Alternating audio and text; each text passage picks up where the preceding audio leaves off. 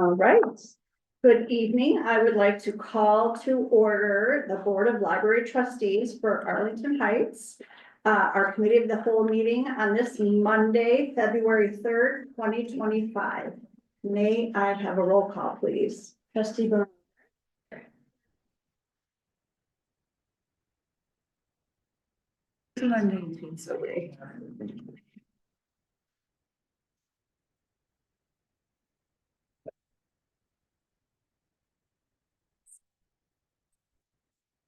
Trustee Gallen? Here. Trustee Kelly? Here. Trustee Meadow? Here. Trustee Rule is absent. Trustee Zick? Here. President Smart? Here. We could stand for the pledge of allegiance. I pledge allegiance To the flag of the United States of America and to the republic for which it stands, one nation, under God, indivisible, with liberty and justice for all. Thank you. Do we have any public comment tonight? No public comment. We do not, and we don't have any visitors. All right, then let's talk about the 2025 Illinois Public Library Annual Report for 2024. Okay, so what you have in front of you is the completed application or submission for the annual IPLAR report. What we've done in the memo here is highlighted any major changes. We've considered anything around 20 or 25% as significant enough to make comment on, or things that we just wanted to call out. I'll just kind of talk about a couple of them here. That first one, the Maker Place, total annual visits is up a few thousand there, 1,000 visits. State government funds in 2024, we received $50,000 from the Live and Learn construction grant for the public restroom construction project. Under other income, monetary gifts and donations, in 2023, the Friends of the Library contributed toward the replacement of the Hendrickson Room AV system, which was $114,000. So that was the significant difference there. Capital revenue, we had a much more favorable return on our investment in 2024. Now, this is just for the capital fund revenue, a regular operating fund. You see the interest come in every month. It's quite high. This is just for the capital, and it was invested a little differently in 2024, made us pretty significantly more money. I won't go into too much detail on the programs, but if you guys have any questions about anything, I'd be happy to answer. Basically, physical programming is up, virtual programming is down a little bit. Our self-directed virtual programming is down pretty significantly. We had fewer programs and fewer people attended. So that's what you see with the decrease there. And then on the resources, on the bottom of page 3, there's a few new questions this year about ebook, e-serial, e-audio, and e-video circulation. So that's why we do not have a corresponding number for 2023. And then also the use of electronic materials, you see increasing pretty significantly over 2020. That's a lot. Yeah. Our internet, the maximum speed of our internet has more than doubled. It was 1 gig in 2023. It's now 2.5. And our price has actually gone down from $1,600 a month to $995 a month. So that was, just moving in the right direction there. And staff development and training, we did spend more money in 2024. Part of that is because in 2023, there was still moving back to physical training. Also, 2024 was a PLA year, and it was also an ALA year that was out of state. So in 2023, ALA was in Chicago, 2024 was out of state. And then in 2024, our staff day, we moved to Harper College, which increased the cost of that a little bit. So overall, all of those things really contributed to that significant difference in training. So those were the things I wanted to highlight. Anybody have any questions about anything? Yeah, that's probably stupid, but just where it says that that one-on-one tutorial was an error and you have to contact them. Is that anything like, and we don't get dinged for that or anything, No. right? You just put it in there. Just for record. That's it. Just a couple things. One, I love that internet, we increased, but our speed, but our cost went down, it's always a plus. Thanks for the explanation on the staff development, I mean, while that money is always worthwhile, I was curious why, exactly why, went up to this, and thank you for the explanation. The other one, stupid one, I probably should know this, but I'm just gonna ask it, just in case everybody wants to, on page 2. Asynchronous virtual program, what's the definition of asynchronous? Basically, it's like, programs that people can do on their own. Where synchronous is everyone's doing it together at the same time. Gotcha. Asynchronous is like maybe like a YouTube video or something, like people could do a project or something at home following along. We have Art with, I think it's Art with Elaine, that's on video where, people can do it at their own pace. Got it, okay, that makes sense, all right, thanks. Anyone else? No, well, this looks great.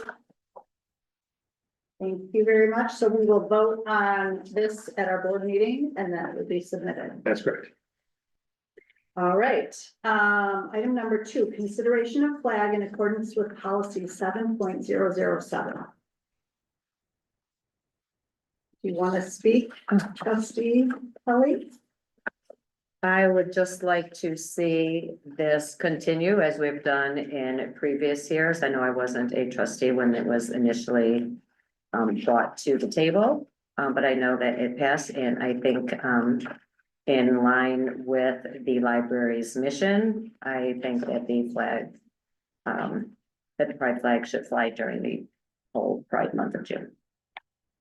With probably the same flag that was recommended to the staff that they fly previously and that they still are in possession of. Yeah, Yes. and that's the progress. We have 2, one for Maker Place and one for here, correct? Yep. Any discussion? So we will vote on this. Thank you for bringing this early because that, in case there was a new flag that was needed, we would have the time for staff to purchase that. Mike, how has there been public comment? Pro, con, letters? We as board members have not received any phone calls or letters. I don't think we've gotten much in the last year, last time we flew it. Haven't had any pro, but I had a couple of phone calls, questions about it, and just like if it was in the bylaws and who decides if the pride flag is flown was the board, so I can provide some information, but Sure. then we have someone checking out all the materials to mitigate anyone else checking out, like when we have displays, but Yeah. the flag. So, I mean, that's not the flag issue, but I'm just curious about that. So if there's a certain, I don't know, some new book comes out that's controversial that happened to be a staff member's pick or something. Or for Pride Month books that some people, might feel inappropriate. Are they always on display or are some behind the desk so that people can't like put them in the wrong place or? They're on display, they Yeah. are open and they're very hard to monitor, so. Yeah. It's on the honor system. Yeah. Sometimes they're just checked out Right, to avoid anyone else checking them out, but we just put more out and it just prompts the algorithm to buy more, so. yeah, that kind of defeats the purpose for, Yeah, okay. Are these comments like only during Pride Month when it's up, or is it just randomly other times during it's the usually year? about the displays and then Okay. it's, yeah. That's bringing the attention to it, but it's still minimal. Yeah, Yeah, we did receive a FOIA request for some information surrounding that, for the flag. okay. Yeah, outside of that, like, it's minimal. And once you presented the information that the person asked for, was there any other follow-up? Yeah, there's been, I believe it was the same FOIA requester that has followed up a couple times, Okay. so looking for additional information. And to make a FOIA request, one, do you have to be a person who lives in Arlington Heights? And 2, do you have to put your name with it? No one know. That's You don't have to figure it out? unfortunate. No, they can request it anonymously. That seems. So I think you have to put your name to it, but no one else needs to know about it, like you put it on the form. Put an email address and then Oh, you just respond to the okay. email address. So if their Yeah. email address is like 1, 2, 3. Yeah, Like, okay, got it. Yes, I was just gonna add, that when trustee Kelly has, brought this to us, that in the packet that we do have, according to our policy, 7.007, the use of flags, that the information that as it shows in our board packet, what has been attached. And so the date submitted, we have that policy, and then making sure that it follows our guidelines. So just to be clear that we're not just, we also have the documents that have been asked for as we made this policy. Right. So. and in case anyone's watching, all of our board packet items are on our library website, and you can also watch all of our meetings, so you could see discussions about anything.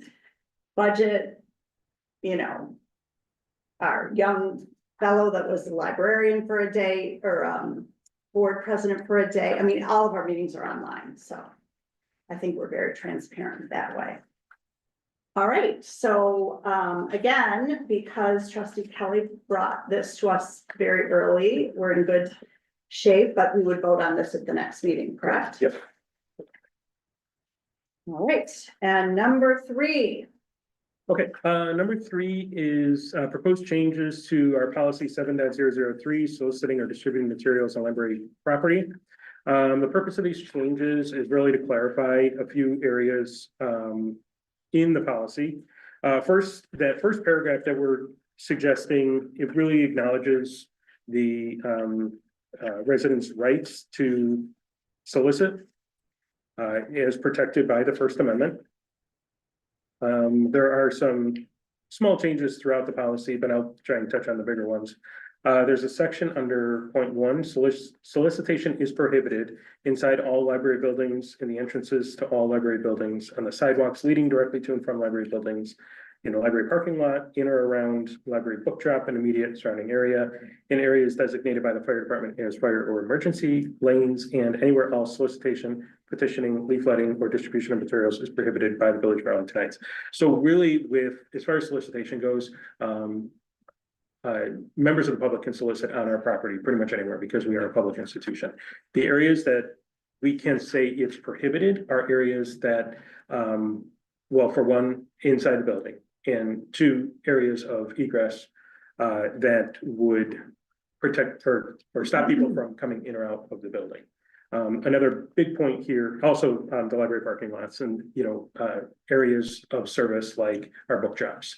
Those are legally protected areas where we can say you can't solicit there because you're impeding our service. We have the line anywhere else that is prohibited by the Village of Arlington Heights, and that's kind of a blanket statement to say that while you're on public property, the library is going to cover so much, but since they're outside, they're also you have to abide by any laws that the village puts in place, whether existing or future. We did include the application for solicitor and peddler license. This is mostly used when people are selling items out there. Anyone can solicit. They don't have to go for an application or a license with the village. But this does just kind of, it's one process that the village has in place that we want to ensure people are following and that we're making them aware of in our policy, and that it's not our responsibility to manage. That's their responsibility to work with the village on that. So Can I ask a question? So this solicitor and peddler license, like when it's candy days for Clearbrook or Red Poppy days for whatever that organization is, those people that, would they have to fill this out? I don't want to speak on the behalf of the village because I don't know that level of Okay. detail. Yeah. But If someone's selling candy somewhere for a fundraiser on a corner, they're technically supposed to Right, complete this. right. form. There may be exceptions for like nonprofits and stuff like that. I don't know all of the details on it. But we do, whenever someone comes to talk to us about soliciting, we ensure that they do check in with the village. If it's something like that they would be selling or collecting money for or something like that, we can send them over there. Okay, yes. Few questions kind of going off of that. Now, one, don't we have if they want to solicit, say, in the building itself on our public grounds, a form that they have to, that people have to fill out just to let us know that they're going to be here? Yes, they have, well, they would submit to the business office basic information, and we will accommodate them. It gives us a heads up, lets security know that they're out there, so, you know, if there's an issue, they're aware of it, they don't have to. And this is kind of like, one of the things that we kind of went back and forth with the attorney on. And that is covered in, later in the, policy under Roman numeral 4. It's recommended that all parties wishing to solicit anywhere on library property notify the library business office 72 hours in advance. So it does give us a heads up, and that way we can give people priority for spaces if, you know, you have multiple people soliciting at the same time. If someone contacts us, we'll let them, you know, anybody else, they would have priority if they come to us first. But we can't require it. Because it is, because it's public grounds, and again, you know, going back to the First Amendment, it's tax supported property, and so people can come and solicit, as long as they're not within one of those prohibited areas. Okay, so if a gentleman with a baseball hat sets up a chair outside on Dutton Avenue looking into the library to get signatures, because that's on the street, on the, as long as he's not breaking any rules, you can, that can be done. Yeah, technically, we do have a line in here, and John kind of prompted this one. No, I'm just kidding, forgive me. But setting up tables or chairs anywhere on the library property is prohibited unless approved in advance by us, because that does create like traffic, could be a traffic flow situation, or inhibiting flow, you know, going to and from the library. Now, if said person was, you know, out against the curb, we're obviously totally fine with that. What we want to avoid is people setting up tables, you know, like right in front of the entrance and cause a problem. And then the last question, you kind of joking, you said it, but what have we had issues that have prompted this change? Not specifically major issues. Anytime we ask someone to move, they're fine with it. We just want to clarify where these areas are that are prohibited, just to avoid as many questions as possible when people come to solicit, and they may not always contact us first. So having this in writing in our policy, where they might refer to our policy without coming to us at the business office, helps us to communicate exactly what the process and procedures are. Or I could see, does it happen that someone might come, say they were gonna collect signatures or out leaflets on a certain religion or something? Do they go to the information desk and say, hey, am I allowed to do this, or can I do this? And then the information desk has this policy. Exactly. And it spells it out a little bit better for our staff too, that may not be familiar with this stuff, you know, on a regular basis. And so, you know, it's all right there, exactly where they can and can't go. Would it make sense to have signage up anywhere that kind of like talks about this and says, it just says the rules? So somebody, so staff can just point to it and just kind of go. I don't know that it's common enough to warrant signage. Yeah, it might make it more common if people say and go, oh, I can come here. Right, that's true. That's true. Good point. And our staff are, you know, they know where these policies are and how to get them, and they usually have them printed at the desk. And so I feel like, you know, it's easy for them to just hand it off to someone coming in. And they do notify, security or the business office. So they also intervene. Yeah. Or something. I have one question about, okay, on the first page, under where it says solicitation is prohibited, the third sort of bullet. On the sidewalk leading directly to from library buildings, like, is there, that seems a little vague to me. Is there a way to make that more Yeah, specific? We can clarify that. Essentially, it's the sidewalks directly in front of the doors. Okay, So again, we just want to keep that right. area clear. Okay, so like in front of the doors and 5 feet on either side or something like that. Because, you know, on Dunton, you could sort of say, well, if I'm coming from south, the whole sidewalk from, you know, the Right, street right. or. Yeah, it's a little ambiguous. Cause they all do lead directly to a library building, Yeah. right, which is like over you walk it. Right, no, that's true. Yeah. Okay. Yeah, I mean, I'm just here, like, I'm thinking of probably people collecting signatures. What about like Girl Scouts or Boy Scouts? Do they often, sell cookies or They have. popcorn on the? In the past, yeah. Yeah, that's what I'm thinking. Yeah, Just so- comment. And that's a bigger setup with Yeah, tables and, you know, multiple people, so. They're usually pretty meticulous about getting all their. Yeah. Ducks in a row. So is this required or is this strongly suggested they have this? It's strongly suggested that they Okay. check in with the village Okay. And for normal solicitation, or, gathering signatures and stuff like that, I don't think we typically mention this, but if it's somebody selling something, we would say you would need a peddler's license. But like if someone were to walk up to someone who's just, I don't know, they're crabby. And they saw something and say, where's your permit? Do you have an applicant, where's your permit to do this? And they didn't get one, someone wouldn't have to make them leave if they weren't, right? Or that's what I'm saying. Do you have to have this? Or I don't, that's a village thing, so Okay. if somebody's out there peddling without a license, that would be something that the village would have to Where make then decisions. security wouldn't get involved, someone's. Right. Yeah. Okay. And then just on that last page, toward the bottom, there's just some verbiage as far as kind of protecting us, as far as we don't assume responsibility for any harm or injury. And we essentially do not endorse anyone or, political perspective, any of that stuff. So I just thought of one more question. Since the Cardinal Room is used as a polling place, are there any exclusions to this policy? I know it was within 100 feet of the door to go in. I think you can't, you can't Put signs. put signs or anything, but is there anything there?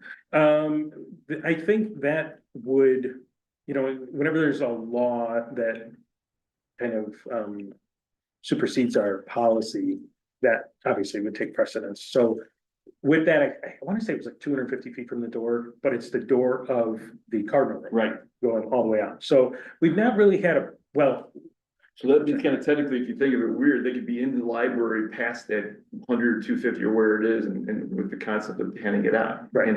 right, but this would put them outside. But that's, okay, okay. But I just want to make sure. And we've actually had election judges come out and take measurements for us.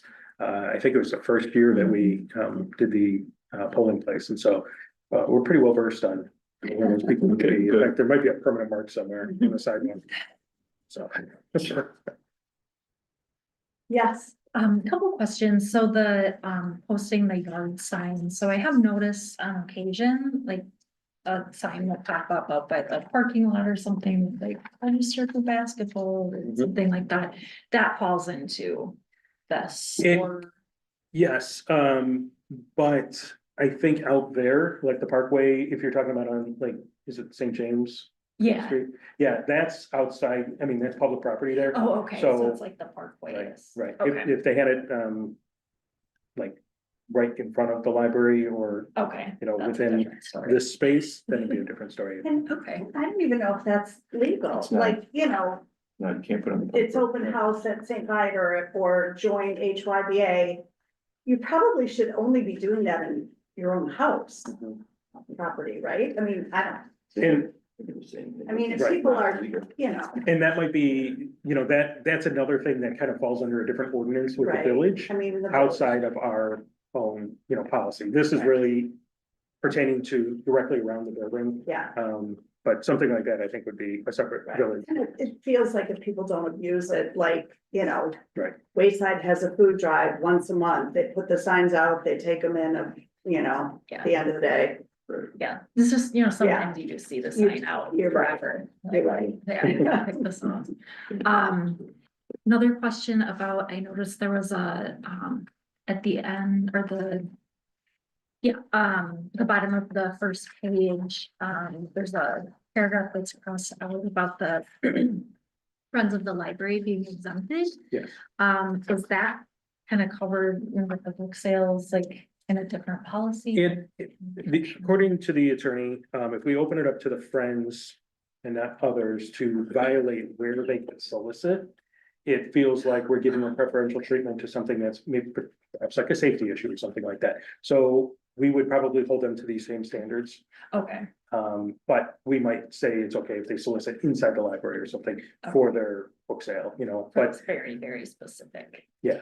Okay, got it. And then I think the only other comment I had is, I really like Roman numeral 2 about whether this has been an issue or not. I just think that's a really good thing to add to you can't go up and get in someone's face and make them sign your petition or make them take your leaflet. So I really like that, just sort of thinking ahead. So it's very clear in writing if someone is doing that. Hey, That's kind of the main point of this policy, is to ensure that people can, come in and use our library without feeling intimidated or. yeah.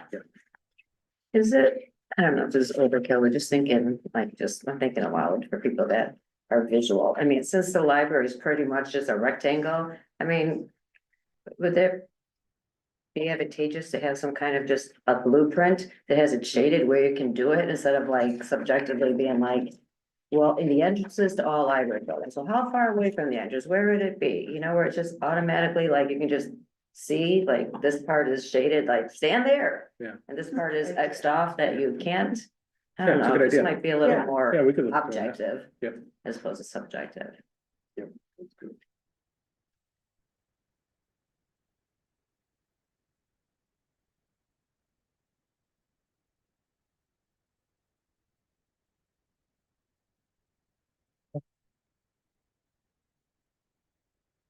So again, you will, make that minor change, perhaps, couple changes, and bring this to our regular board meeting. That's correct. Yep. Thanks. All right, other. Don't have other. Well, I am attending the Illinois Library Trustee Workshop on social media. It's an online, and I'm hoping that, they'll tape it so that for those who couldn't make it, I mean, it's an awkward time, but hopefully you guys can watch it later if you're interested.